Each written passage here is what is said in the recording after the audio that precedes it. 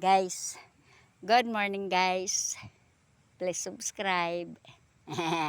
Ayan guys, nakita mo itong barkong tagilid. Yan. Tagilid na barko. Yan. Tagilid na barko. Yan. May mata. Ang mata niya nagtuturo dito sa ito mata.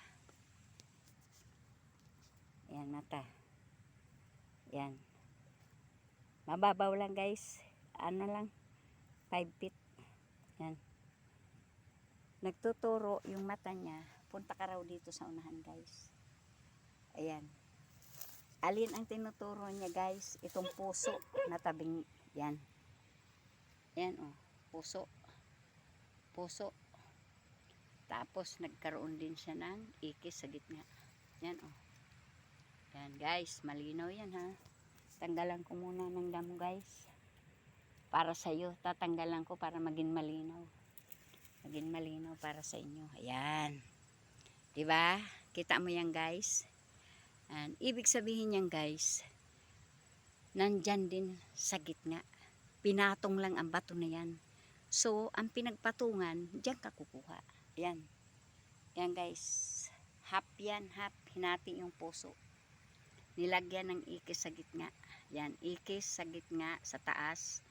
Tapos hinati, nakapatong yan, nakapatong niyang puso.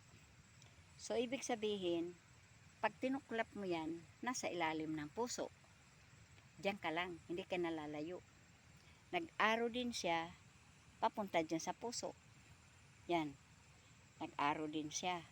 Kaya guys, ano pang inaantay natin? Sige na mga ka-TH, pag nakita mo yung ganyang paa na may ikis, may puso sa ilalim, nagpapatunay na nandyan lang. Puro mga giveaway lang guys. Huwag tayo maghanap ng hindi giveaway guys. Kaya trabaho yan guys. Nahirap ng trabaho guys. Sige guys, hanggang dyan na lamang. Ito oh, barko na, humiga na. Surrender na, ayaw nang tumakbo. Yan. Yan ang pinagkargahan. Ayan ang dulo oh. Kaya, yan ang pinagkargahan.